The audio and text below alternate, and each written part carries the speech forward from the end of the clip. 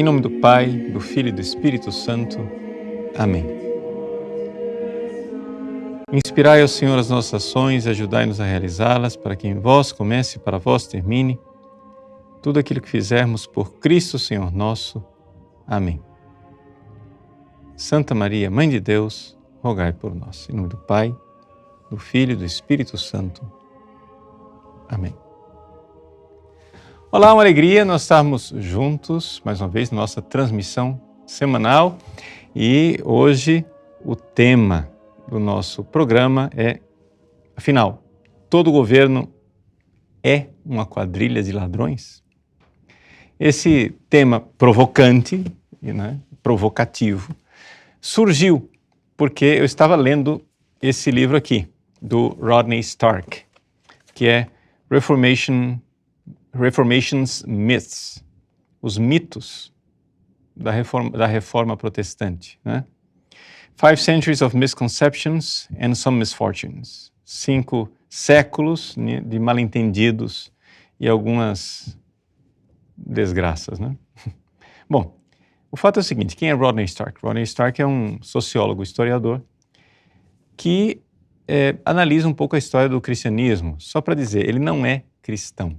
Ele, aliás, ele mesmo diz que ele gostaria até de ter fé. Gostaria de ser, ele acha o cristianismo tão bonito, mas ele não consegue crer. Só que eu lendo, né, na página, isso estava lendo por causa do nosso curso, né, sobre Lutero. Está aqui, ó. Estamos dando um curso aí sobre a vida de Lutero. Então estava lendo essa coisa de reformação.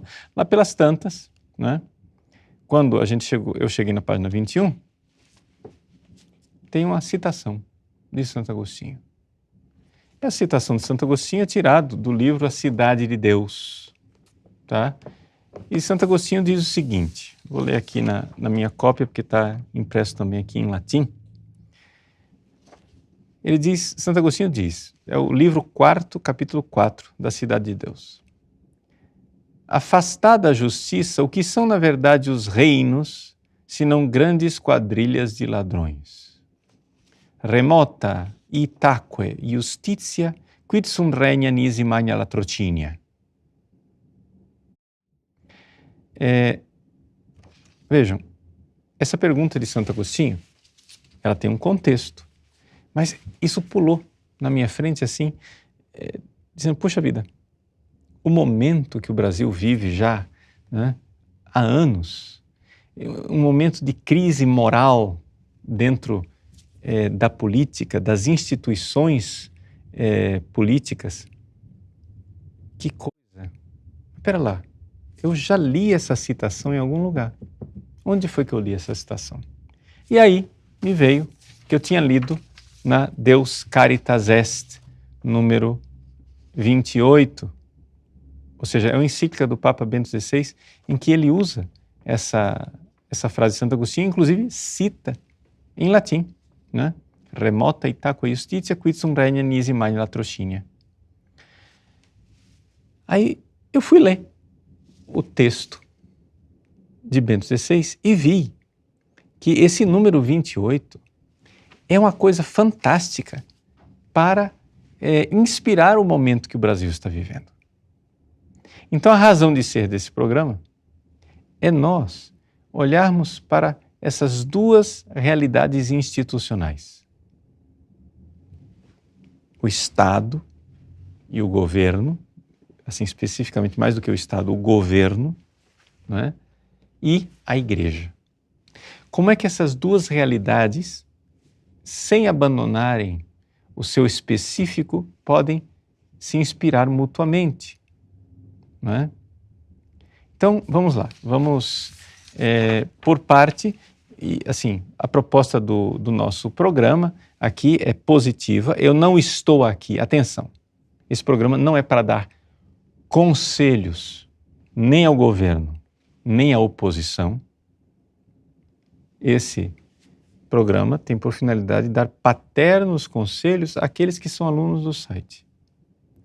E eu tenho alunos do site que são governo, e eu tenho alunos do site que são oposição, e tenho alunos do site que são muito pelo contrário e não querem se envolver em política. Então, para esses 3 grupos de alunos do site é que eu gostaria de falar, ok?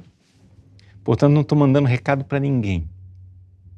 Eu estou mandando recado para você, que é meu aluno e que está assistindo esse programa. Ou seja, falando com você, é um diálogo, né, com os meus alunos. Então vamos lá. Primeira coisa, a gente tem que entender o que é um governo, né? Porque se a gente vai saber se um governo é ou não é um latrocínio, se é ou não é uma gangue, qual é a diferença entre o governo, sei lá, e o PCC? Essa é a pergunta que faz o próprio Santo Agostinho. No final aqui do texto de Santo Agostinho, é só um parágrafo, esse capítulo 4, né? Santo Agostinho diz assim: foi o que com finura e verdade respondeu a Alexandre Magno, certo pirata que tinha sido aprisionado. O que esse pirata falou? Então, Alexandre Magno era supostamente o governo, né, do Império Grego. E a polícia do Império pegou um pirata. Alexandre Magno, então, de fato, quando o rei perguntou ao homem que lhe parecia isso de infestar os mares, ou seja, como pirata, respondeu ele, o pirata, com franca audácia. Em grego, nós diríamos, né, paresia, né? Olha a resposta do pirata, o piratazinho inteligente e petulante. O mesmo que a ti parece isso de infestar todo o mundo. Mas a mim, porque eu faço com um pequeno navio, chamam-me ladrão. E a ti, porque o fazes com a grande armada, chamam-te imperador. Touché.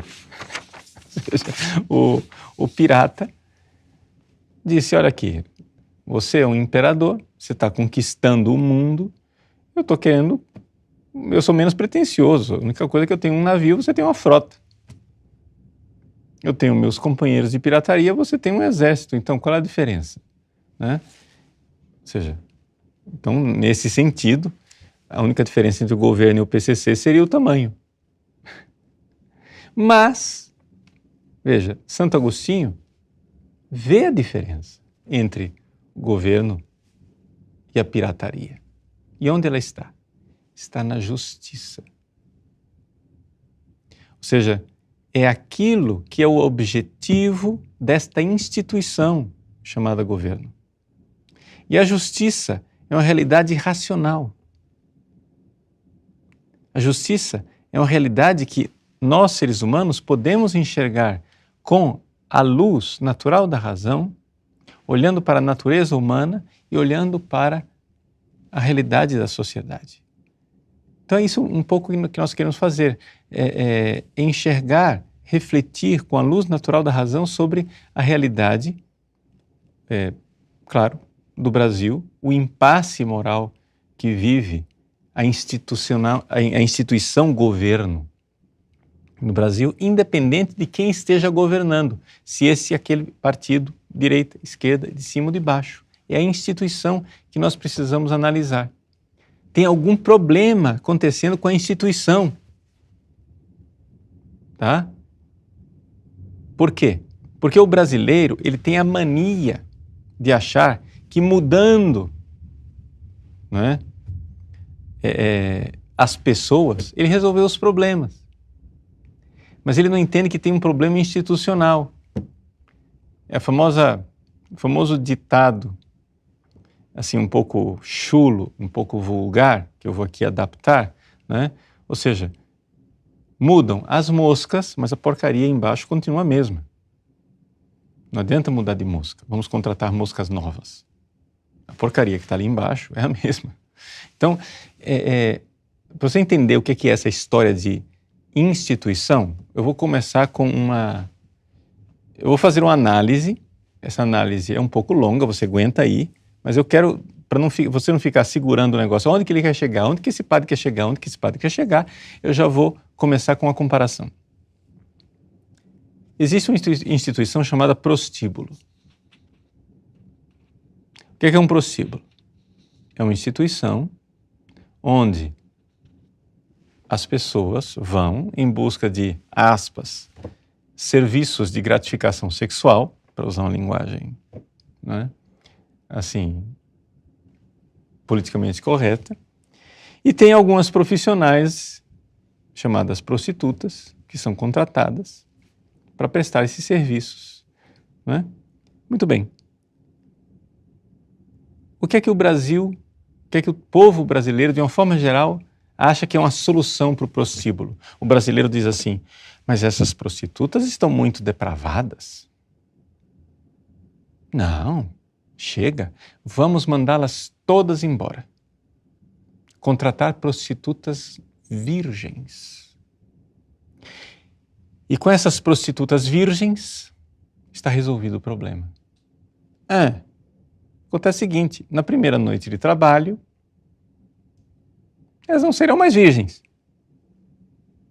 Então o problema não está nas pessoas, se elas são puras, santas e castas, ou se elas são prostituídas ou não. O problema está na própria instituição que está levando essas pessoas a se prostituírem, porque a instituição está exigindo isso. Tem alguma coisa errada com a instituição chamada prostíbulo. Agora, com isso, eu estou falando uma metáfora, eu não estou dizendo que a instituição do governo brasileiro é necessariamente um prostíbulo, não estou dizendo isso, mas eu estou dizendo que nós precisamos analisar os mecanismos da instituição governo brasileiro, porque se nós acharmos que no mecanismo do governo brasileiro tem alguma coisa que está proporcionando corrupção, proporcionando ladruagem, qual é a solução? A solução nós precisamos ir na estrutura institucional. É isso que eu gostaria um pouco de inspirar através desse programa e neste programa esclarecer muito qual é o papel da igreja nessa história toda. Por quê? Porque também tem isso. Meus alunos ficam me provocando o tempo todo e dizendo, mas o senhor não vai dizer nada sobre isso? O senhor não vai dizer nada sobre aquilo? O senhor não vai tomar partido? O senhor não vai começar a dizer para quem que o senhor vota ou quem que o senhor não vota? Quem que o senhor declara voto ou não declara voto? Do lado de quem o senhor está? A instituição igreja, nós iremos ver, com Bento XVI, ela tem um outro papel e vai ficar mais claro nesse programa, ok? Então aguenta firme, mesmo que o programa seja meio comprido, não tem problema não, nós temos que passar as ideias a limpo hoje, tá? Para esclarecer as coisas, tá? Então vamos lá. Primeiro, como que surge a sociedade humana? Se você for ver na Política de Aristóteles, aqui eu tenho um comentário de Santo Tomás de Aquino à Política de Aristóteles. Como que surge uma sociedade? Uma sociedade surge, basicamente, através de uma espécie de associação, não é? De famílias. Como? O marido, o homem se une à mulher, depois outro homem se une à mulher, cada um vai tendo seus filhos, etc. Acontece que essas várias pessoas chega um certo momento que elas precisam se organizar, porque tem uma tribo vizinha que está atacando, porque chega o inverno e eles precisam dar um jeito de arranjar comida, porque os recursos são escassos e as necessidades são altas, etc. Eles precisam se organizar. Acontece que nessas várias famílias, nesses vários pais, nesses vários chefes de família, existem alguns que possuem, aspas, excelências, virtudes, capacidades, vai lá, usa essa palavra aqui que é mais fácil. A pessoa tem capacidades, tem talentos, virtudes, excelências. Então, chega lá, uns 4, 5 cara fortão, parrudo, bom guerreiro, etc e tal, mas os caras não têm cabeça. Chega pro outro lado e diz, cara, você é um bom estrategista, você tem cabeça, você sabe onde que a gente tem que ir, você tem visão. diz para a gente onde que a gente deve ir. E então instaura-se uma coisa que hoje a gente chama isso com o nome de monarquia. Né? Uma tribo indígena é uma monarquia. Quem está acostumado com reis um pouco mais, com um povo um pouco mais numeroso, mas vários clãs que de repente dizem, olha, você tem uma virtude, reina sobre nós, diz para onde é que nós temos que ir, diz que o que é que a gente tem que plantar, para onde é que a gente tem que migrar, que povo que a gente tem que combater, que estratégia nós vamos usar, etc, etc. É uma pessoa que tem visão, geralmente as sociedades começam como monarquia. Para nós que vivemos numa democracia, isso é uma coisa um pouco assim chocante. Mas se você for pensar bem, não tem jeito de uma sociedade começar como democracia. Não é? Você vai dizer, não, padre, mas eles elegeram o rei. Sim, mas na verdade, eles, mais do que elegeram, a pessoa se sobressaiu por seu talento, sua capacidade, seus dons. E ele foi, digamos assim, quase que naturalmente agregando ao redor de si uma obediência e uma disposição, mais do que esse mecanismo da nossa cabeça de dizer, eu elejo. Não, é um líder, é aspas, pai de uma família maior. E isso é a análise normal daquilo como surge uma sociedade. O problema é o seguinte, é que nós cristãos sabemos que existe uma coisa chamada pecado original. E pelo pecado original, os seres humanos que vão dominando podem transformar essas monarquias em tiranias. E as tiranias em impérios. E nós vimos que existe uma espécie de tendência, ou seja, um vírus no próprio ser humano de ir se organizando de uma forma que impérios vão surgindo. A história mostra isso. Tá?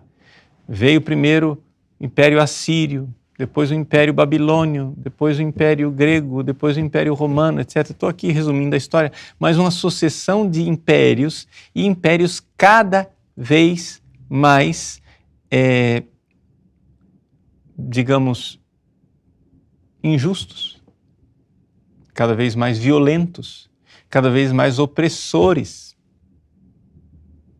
Infelizmente, ou seja, surgia um império e aquilo durava um tempo. Aí surge um maior ainda, mais violento, mais opressor e devora o outro. Blum. Aí vem o segundo império. Aí devora o outro. Blum. Então, quando Santo Agostinho aqui, na sua citação do livro Cidade de Deus, fala do imperador Alexandre, ele está sabendo, Santo Agostinho sabe perfeitamente do que é que ele está falando. Ele está falando de impérios violentos e de uma certa forma injustos. Porque Santo Agostinho está vivendo aqui em plena decadência do Império Romano. O Império Romano está por cair. Aliás, o próprio livro A Cidade de Deus foi escrito por Santo Agostinho porque o Império Romano estava caindo. Então, uma espécie de avaliação de Santo Agostinho da história, como ele via até aquele momento, dentro das limitações. Não é que Santo Agostinho, assim, nós que vivemos longe dos fatos históricos e temos muito mais detalhes, podemos avaliar, de certa forma, melhor do que Agostinho e, de certa forma, pior do que Agostinho, porque não temos nem a santidade nem a inteligência dele. Mas, enfim. Agostinho, então, vê os impérios. O que Santo Agostinho não sabia, mas nós sabemos porque estamos há muitos séculos de distância, é que com a queda do Império Romano estava para iniciar um tempo que não existia até então na humanidade. Um tempo em que não haveria impérios. É o tempo em que o cristianismo, quando surgia um povo pagão, bárbaro, viking, querendo se organizar em império, os cristãos iam lá com uma outra instituição chamada igreja, fecundava aquele negócio lá e aquela gana, aquela sanha de imperialismo murchava. Mas vejam, gente, isso não é como dizem os americanos, wishful thinking. Isso aqui não é um exercício de pensamento, eu gostaria que fosse assim. Não, isso é uma constatação histórica. A constatação histórica é a seguinte: até Lutero, e toda essa confusão aqui surgiu por causa da aula de Lutero, que eu estou dando o curso de Lutero, não tá? Assiste lá o curso de Lutero que você vai entender, que eu estou falando muito mais do que da vida de Lutero. Estou falando do nosso mundo hoje. O que acontece? Na sucessão de impérios, nós íamos bem. Por quê? Porque a igreja fecundava os governos com uma moralidade, com uma racionalidade, e os governos se organizavam de forma racional, de tal forma que, durante os 1000 anos que o cristianismo fez isso, desde a queda do Império Romano, não é? Até o senhor Martinho Lutero, houve guerras? Houve. Mas nem elas foram, digamos assim, mundiais, nem elas foram tão sangrentas, nem elas... Ou seja, comparado às guerras que houve durante os 1000 anos de Idade Média e as guerras que havia na época dos impérios, nós estamos falando aqui de grandes monstros e de mosquitinhos. Tá? Eu não estou defendendo guerra, gente, pelo amor de Deus. Desculpa que eu estou com um pigarro. Então, eu não estou defendendo guerra. Eu não estou dizendo, a guerra medieval não era ruim. Gente, guerra é guerra, guerra é ruim, guerra não é legal, ninguém quer que uma guerra aconteça. Eu só estou dizendo que tem proporção. Havia as guerras do Império Romano, nós passamos 1000 anos sem guerra naquela proporção, houve guerras de defesa durante as cruzadas, inclusive tem um livro do Rodney Stark mostrando claramente, ele desmonta, ele acaba com a argumentação de que as cruzadas eram um movimento imperialista dos cristãos para conquistar, nada disso. Foi guerra de defesa, de legítima defesa e muito moderada, inclusive. E não tinha como finalidade converter muçulmano coisa nenhuma, não era imperialismo. Era simplesmente uma reação a injustiças que estavam continuamente sendo feitas. Não é?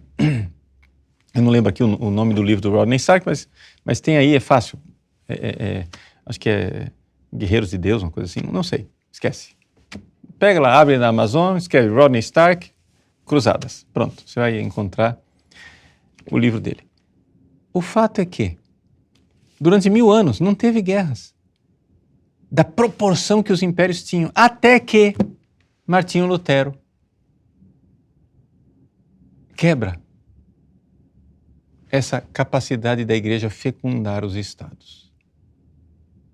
Ele fez isso de propósito.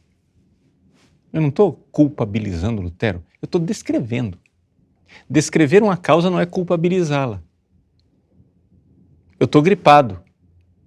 Eu nem sabia que eu estava gripado e transmito um vírus para você pela gripe. Você pega a minha virose e passa para você. Eu sou a causa instrumental da virose ter chegado até você. Você não pode dizer que eu sou culpado. Eu não queria passar virose para você. Então eu não estou dizendo que Lutero é culpado. Isso aí, vamos ver lá com Deus depois. Deus que julgue Lutero, se ele é culpado ou não. O fato é que ele é causador de uma coisa. De repente, depois da reforma luterana, metade da Europa ficou imune ao poder de fecundar que a igreja tinha, o poder que a igreja tinha de fecundar os reinos.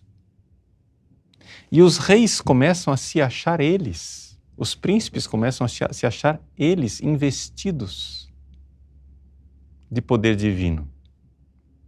O Rodney Stark mostra com toda clareza nesse Reformation Myths que essa história de que Na Idade Média, a igreja dizia que os reis... Não, muito pelo contrário.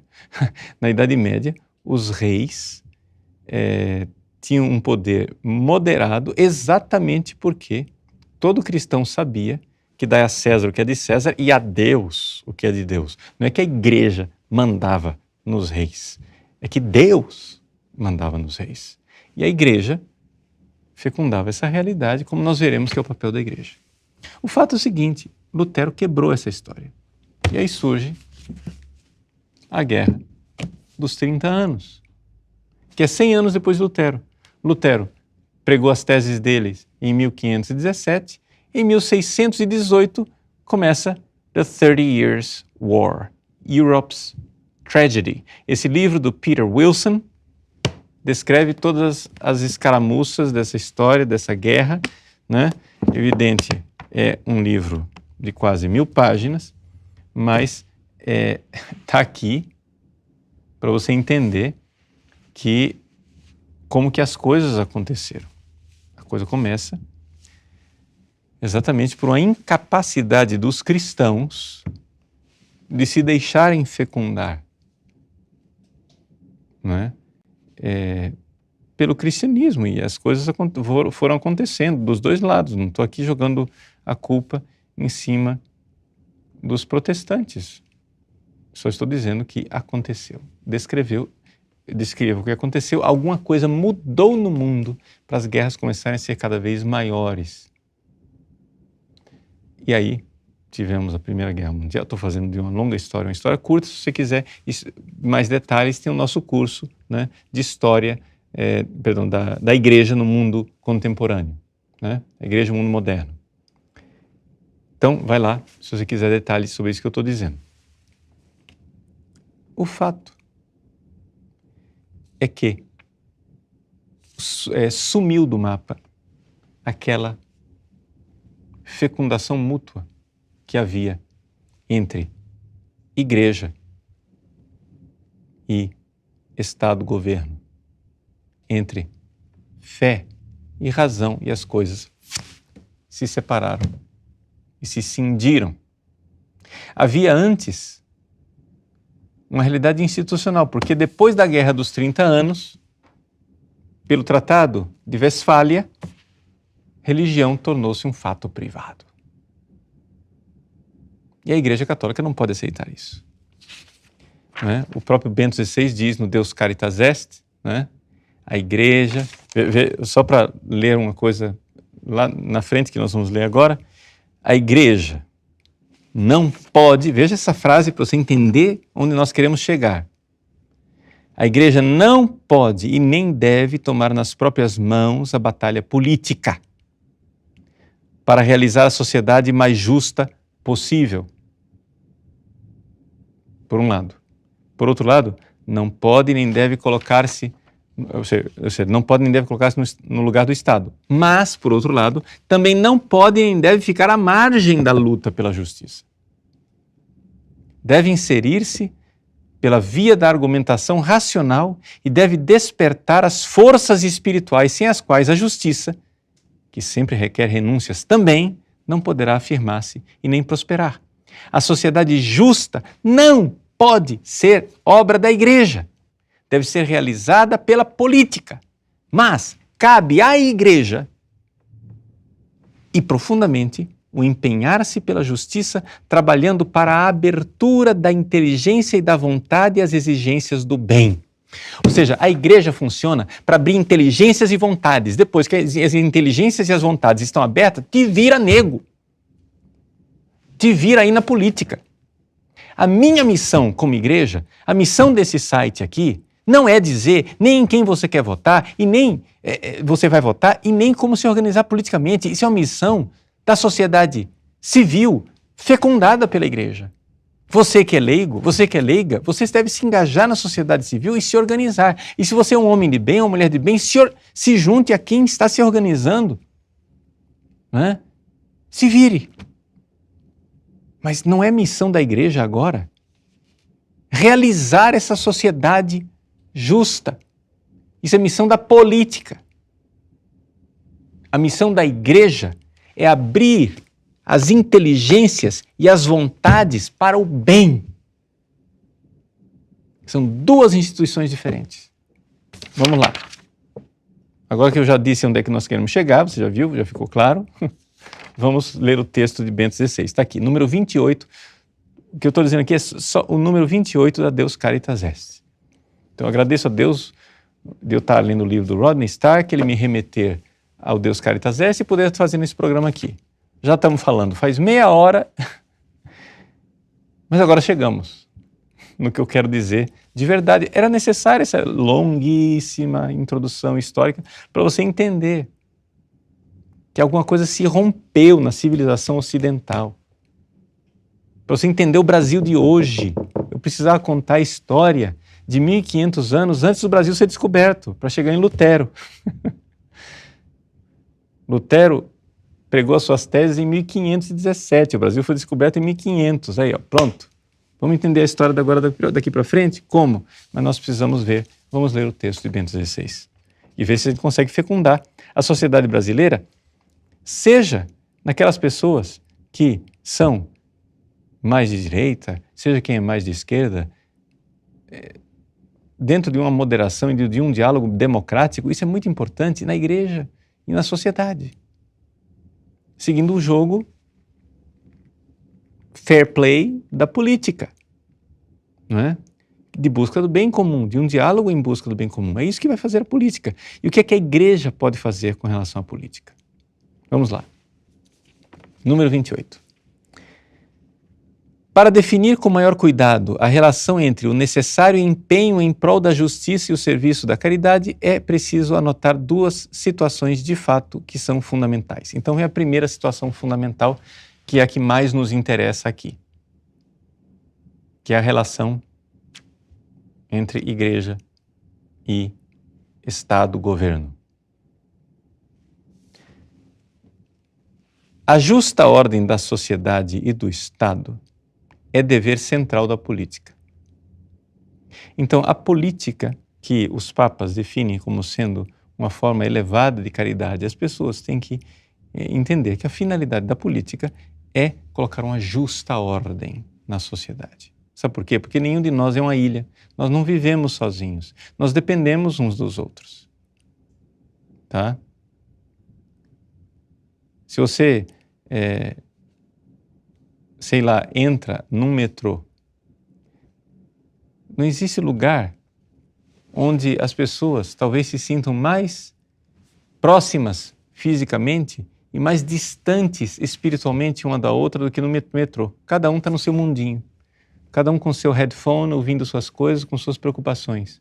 Só acontece o seguinte, está todo mundo dependendo do maquinista, porque se o cara que está levando o vagão para frente cometeu um erro, todo mundo se lascou. E ele depende também de todo mundo, porque se ninguém pagar a passagem, ele também perdeu o emprego dele. Nós dependemos uns dos outros, que nós aparentemente achemos que estamos independentes um do outro, mas não estamos independentes um do outro. Então é necessário que a racionalidade coloque a justa ordem. Não é justo você entrar no vagão do metrô sem pagar, porque não vai ter dinheiro para pagar o maquinista. Sei lá como é que chama, o motorista, o chofer, o condutor do metrô, sei lá como é o nome desse negócio, da profissão dele. Bom, um Estado que não se regesse segundo a justiça, reduzir-se-ia a uma grande banda de ladrões, como disse Agostinho uma vez, remota itaque justitia quid sum regna nisi magna latrocinia. Ou seja, é uma quadrilha de ladrões.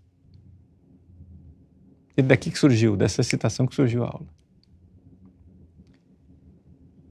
Aí, o Bento XVI vai e explica que faz parte da estrutura fundamental do cristianismo uma distinção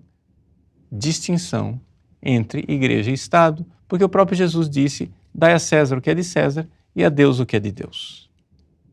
Não é? Mas isso não quer dizer que não haja uma relação recíproca entre a política e a igreja, entre a realidade da razão prática da política e a realidade da fé, que é o que a igreja coloca. Ele diz: a justiça é o objetivo e, consequentemente, também a medida intrínseca de toda política. O que é justiça? É uma coisa racional, dar a cada um o que é seu. A política é mais do que uma simples técnica para a definição do ordenamento público. A sua origem e o seu objetivo estão precisamente na justiça, e essa é de natureza ética. É aqui que entra a igreja. Ou seja, se a justiça... Para que serve política? A política é uma forma de você ordenar as coisas de forma justa. Só que a coisa justa, a justiça é uma coisa ética. Muito bem.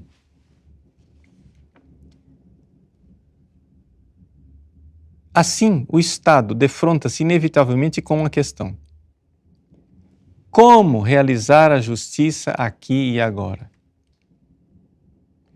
Não interessa para o governo brasileiro, seja ele deste partido, daquele partido, do outro partido, de esquerda, de direita, de centro, do que for, seja ele o de hoje, seja o de 50 anos atrás ou de 50 anos para frente, um governo ele vai ter que perguntar: no meu aqui, chamado Brasil, e no meu agora, 2019? Ou 1919? Não interessa. No meu aqui e no meu agora. Como é que eu vou fazer a justiça? O que é o justo aqui e agora? Mas essa é uma questão que nos remete a uma pergunta mais radical: o que é a justiça? E não vai ser o governo que vai responder isso. Isso é um problema que diz respeito à razão prática, à inteligência, ao estudo. Então alguém tem que despertar as inteligências. Quem que faz isso? Deveriam ser os professores de filosofia, deveriam ser as academias, mas a igreja reconhece que ela tem um papel nisso tudo também. Sabe por quê que a igreja tem um papel nisso tudo também? Porque Aristóteles e os grandes filósofos já tinham existido, mas os impérios continuavam acabando com a humanidade. Foi somente quando a igreja entrou no xadrez, quando a instituição chamada igreja entrou nesse xadrez, que os grandes impérios foram desmontados. E surgiu a liberdade das pessoas. Então, são duas esferas distintas, igreja e Estado, mas que existe alguma coisa aqui. Eu tenho que perguntar o que é a justiça. Isso é um problema que diz respeito à razão prática, mas para poder operar retamente, a razão deve ser continuamente purificada, porque a sua cegueira ética, derivada da prevalência do interesse e do poder que a deslumbram, é um perigo nunca totalmente eliminado. Então o que acontece? Existe uma cegueira ética. É esse o papel da igreja. Acordar as pessoas da cegueira ética. Depois, uma vez que as pessoas foram convertidas, foram acordadas, houve uma metanoia, uma mudança de mentalidade, vai lá e senta e dialoga sobre o bem comum, numa outra instituição chamada governo, chamada parlamento, chamada etc. Mas a igreja tem um papel nisso tudo, o papel dela, acordar as inteligências da cegueira ética. O problema é o seguinte, é que se nós estamos numa sociedade onde as duas ideologias dominantes é o materialismo marxista, que vê tudo um jogo de interesse e de poder, e o materialismo capitalista, onde o dinheiro e o interesse pessoal individualista é a única coisa que interessa, meu irmãozinho, nós estamos fritos. Não, mas padre, eu quero saber, a igreja é marxista ou é capitalista? Cara, se a escolha é essa, nós estamos fritos. Porque o que é que o marxista quer? Ele quer o interesse material através de uma luta de poder. Ele instaura uma luta de classes porque ele quer o poder. Já a ideologia capitalista, estou usando aqui a palavra ideologia, capitalista para ninguém confundir que é simplesmente uma coisa de livre mercado. Não, é o liberalismo, no sentido ismo da palavra. Tem o marxismo e o liberalismo, não é? Pois bem, é uma luta de poder para quê? Para diminuir cada vez mais a interferência da sociedade, do Estado, dos outros sobre os meus interesses pessoais. Então, os dois são duas doenças. O liberalista, ele pensa o seguinte, né? Quanto mais cada um for egoísta e pensar nos seus interesses materiais privados, melhor vai funcionar a sociedade. Desculpa, isso é uma crença que não tem nada histórico que corresponda a isso. Não é assim que funciona. Historicamente não é assim que funciona. Quanto mais você pensar nos seus interesses e for egoísta, o que você vai ter aqui é a lei de Darwin. Nós vamos nos comportar como animais e esse negócio não dá certo. Do outro lado, o marxista, que, não, quanto mais houver a prevalência do interesse da suposta classe que o partido representa, daquela classe teórica da qual nós somos representantes, e a gente fizer uma luta de classes e lutar, magicamente, quanto mais sangue correr debaixo da mesa, né, melhor vai ficar a sociedade. Também não existe nada na história que prove. Ou seja, são duas ideologias loucas. A igreja tem que acordar essas duas loucuras. A igreja é uma instituição que tem por finalidade acordar as pessoas da cegueira ética, da prevalência de interesse e de poder que deslumbram as pessoas quando se trata de falar de governo. As pessoas ficam deslumbradas. Não interessa se o seu deslumbre é de direita ou se o seu deslumbre é de esquerda. As pessoas ficam deslumbradas. Nesse ponto, política e fé se tocam, diz Bento XVI. A fé tem, sem dúvida, a sua natureza específica de encontro com Deus vivo. Ou seja, a fé, não vamos instrumentalizar a fé. A finalidade da igreja, a finalidade última da igreja, é o encontro com Deus, é a salvação eterna, etc, etc. A finalidade da igreja não é simplesmente ficar fecundando a sociedade política. Não. A igreja tem outra finalidade, a salvação eterna da alma. Só acontece o seguinte, existe um aspecto da atividade da igreja que tem uma repercussão social. É só isso que a gente está dizendo, né? Então, um encontro entre fé e política que nos abre novos horizontes muito para além do âmbito da própria razão. Desculpa, eu li errado. O encontro com Deus vivo, desculpa. Ou seja, a finalidade da igreja, o encontro com Deus vivo, a salvação eterna, nos leva para além de novos, da coisa simplesmente da razão. E abre novos horizontes muito além do âmbito da própria razão. Mas, ao mesmo tempo, não é? A fé serve quase como um efeito colateral, não é? Como força purificadora da própria razão.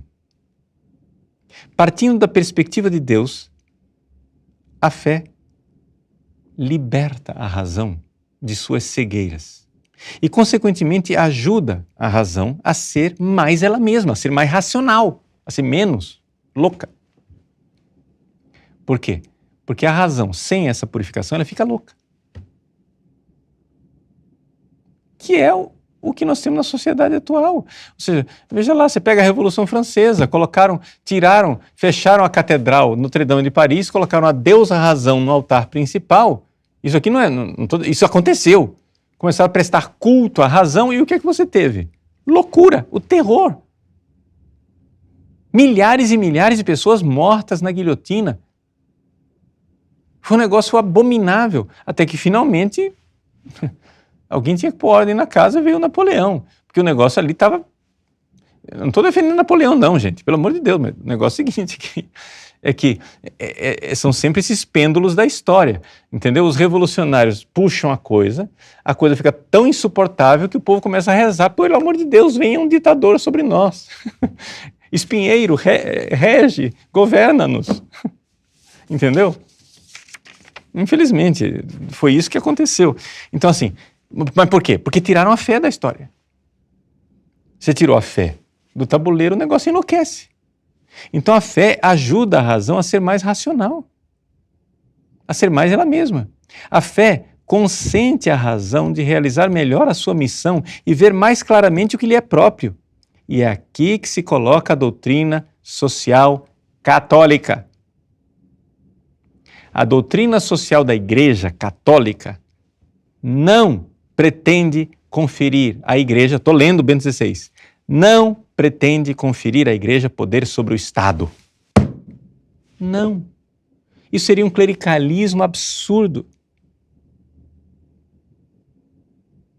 Entende? Um clericalismo absurdo.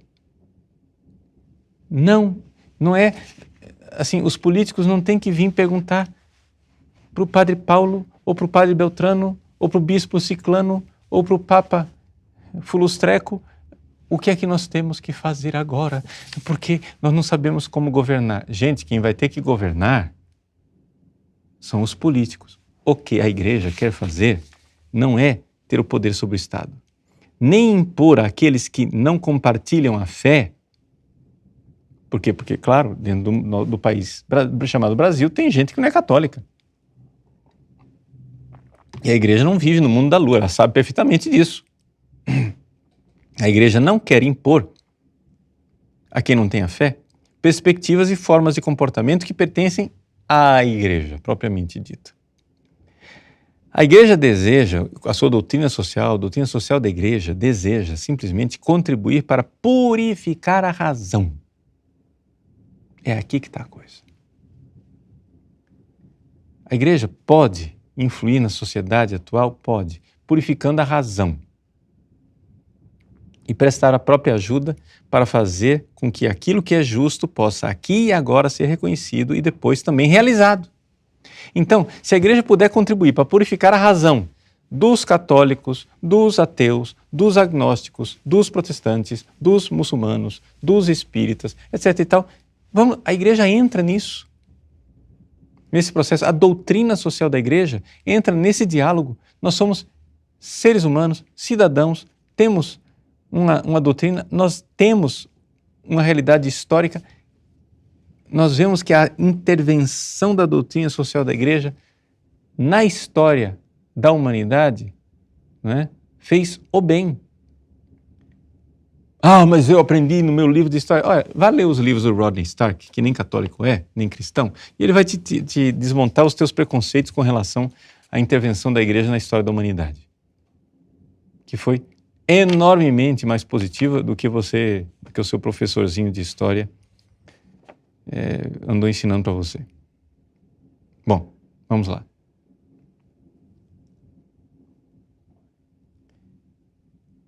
Então, a doutrina social da Igreja discorre a partir da razão e do direito natural. Então, veja só, nós, católicos, temos fé. A nossa fé fecundou a nossa razão, a gente vai purificando o egoísmo.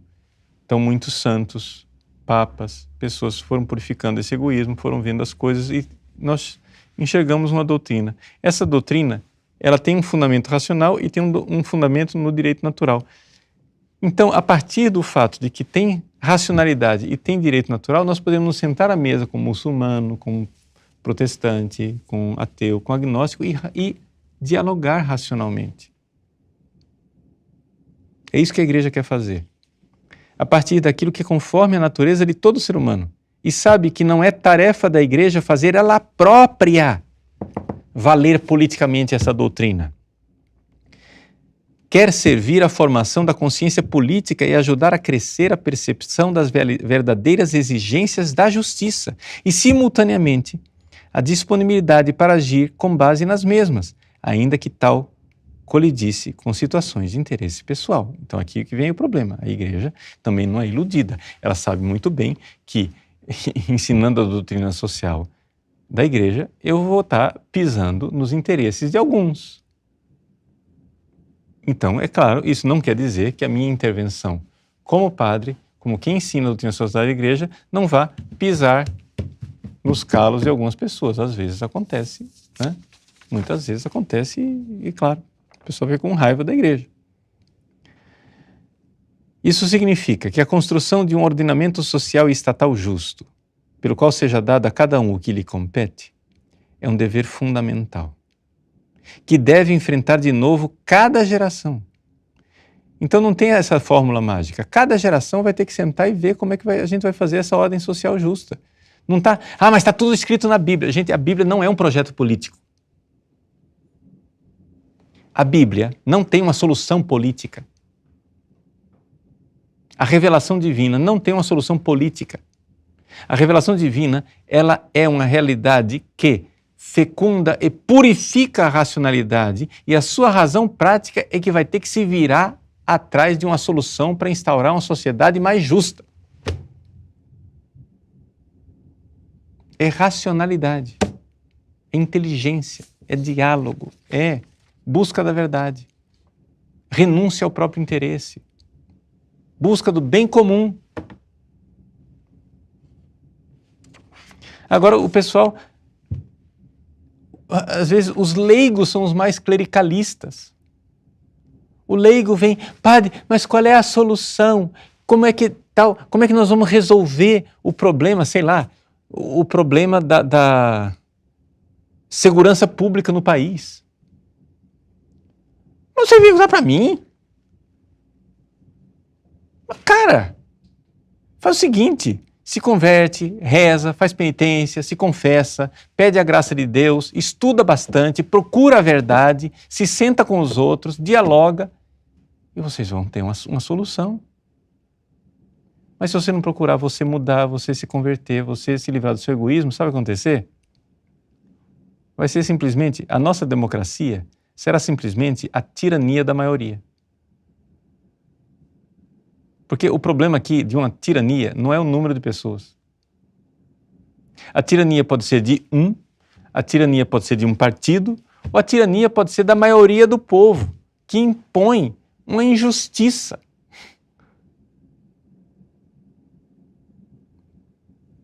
Não é uma questão de número, que a gente acha que porque tem um número maior, então necessariamente nós temos justiça. Não.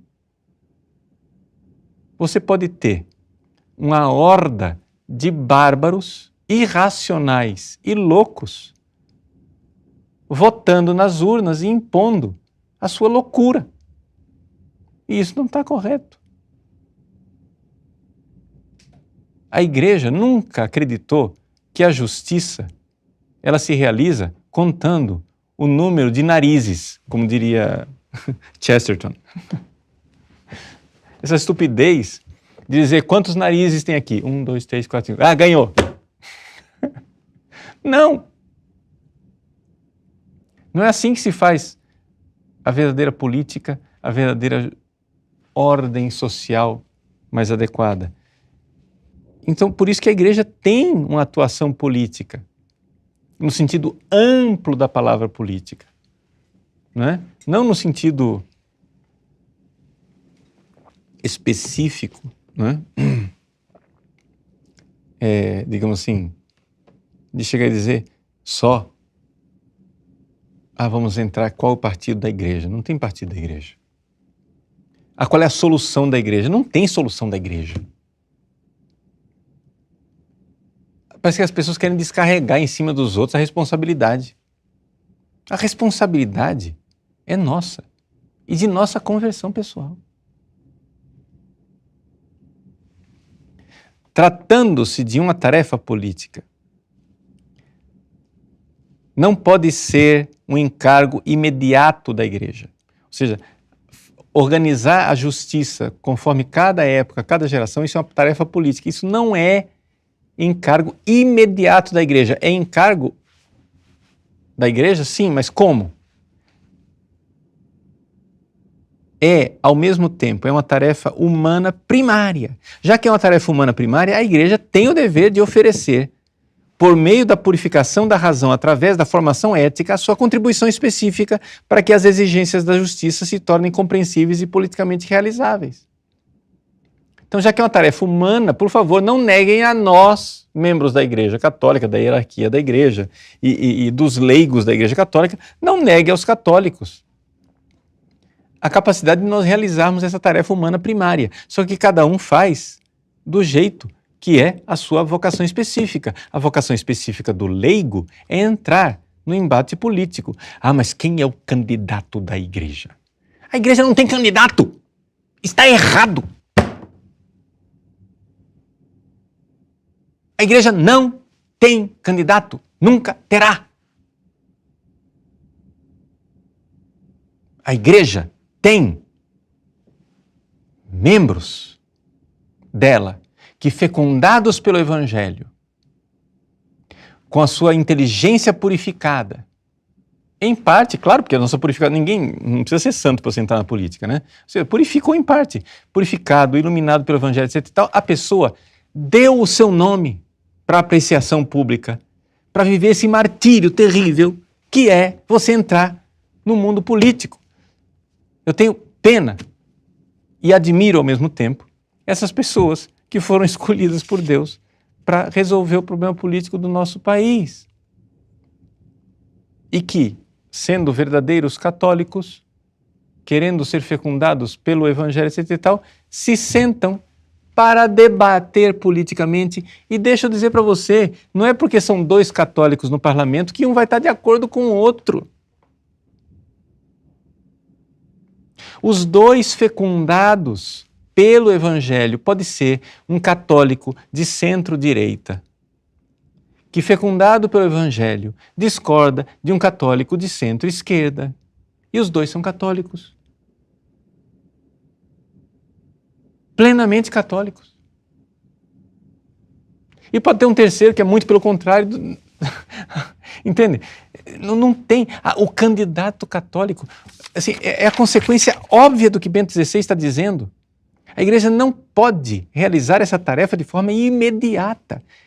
É uma forma mediata. Ou seja, é a mediação da igreja, a igreja vai, fecunda, purifica a razão, você vai lá, purificado, buscando cada vez mais a verdade, se organize. Se organize, cara.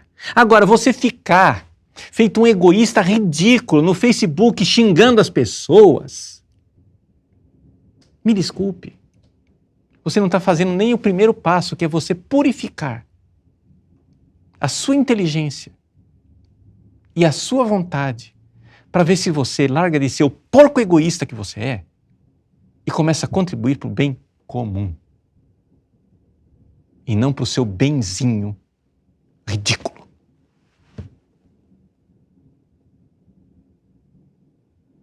É isto.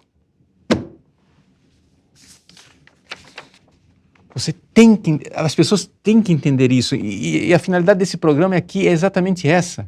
É purificar a inteligência e libertar a vontade para que você largue de ser egoísta, entendeu? E pare. Né? Tem um amigo meu que sempre costuma recordar essa comparação. Olha, um ótimo café da manhã é ovos mexidos com bacon. A galinha entrou com o ovo, mas o porco entrou com o bacon. A galinha não perdeu nada. Mas o porco perdeu a si mesmo. Então todo mundo quer contribuir só com os ovos, mas ninguém quer dar o bacon. Está entendendo? Quando se trata de você dar a própria pele, você não quer. Agora ficar feito um irresponsável, só metendo a língua, é muito fácil, cara. E o que é que você fez? E o que é que você fez?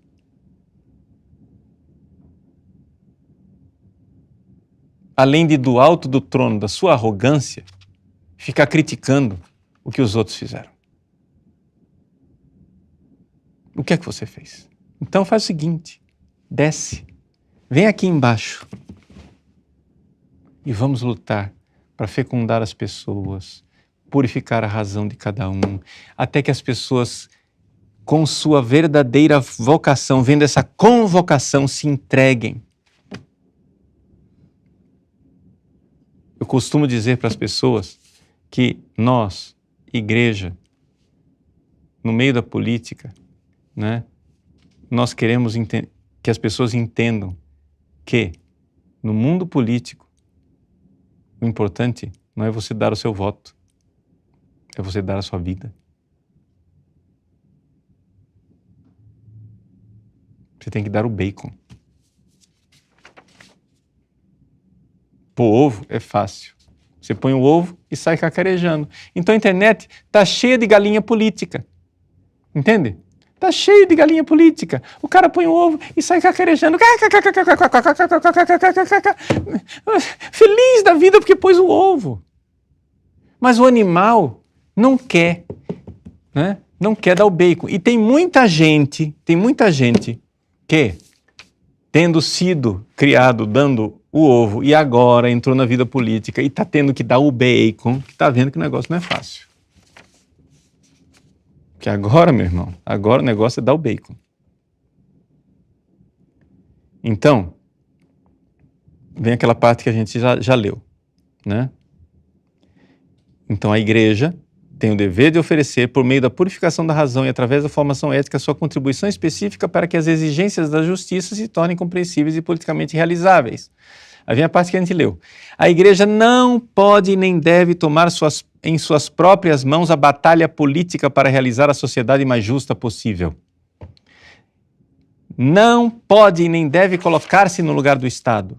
Mas também não pode e nem deve, como querem alguns, o Estado é laico, o Estado é laico, o Estado é laico. A igreja não pode e nem deve ficar à margem da luta pela justiça. Deve inserir-se nela pela via da argumentação racional. E deve despertar as forças espirituais sem as quais a justiça, que sempre requer renúncias, não poderá afirmar-se e nem prosperar. Justiça exige renúncia e a igreja ensina renúncia. Por isso a igreja contribui sim para um país mais justo. Essa mentalidade de luta de classes que está no nosso país, onde cada um luta pelo seu interesse, seja você capitalista, ou seja você liberalista, capitalista, seja você socialista, marxista, essa mentalidade de luta de classes que está no nosso país, nós não vamos chegar nunca a lugar nenhum e não vamos contribuir com um país bom e melhor se nós não estivermos prontos a renunciar. Todos. A sociedade justa não pode ser obra da igreja. Deve ser realizada pela política. Mas cabe à igreja. E cabe à igreja profundamente empenhar-se pela justiça, trabalhando para a abertura da inteligência e da vontade às exigências do bem.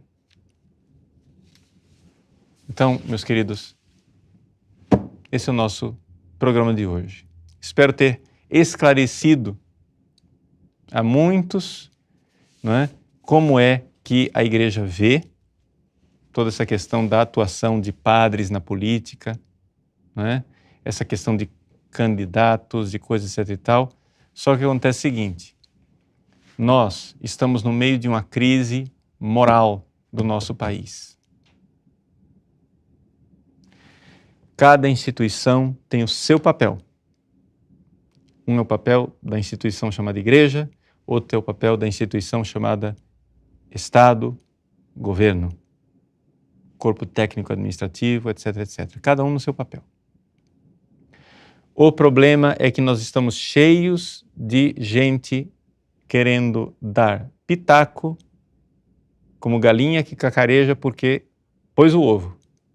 Mas ninguém está querendo dar a própria pele e contribuir com o bacon para o bem da sociedade e para o bem comum.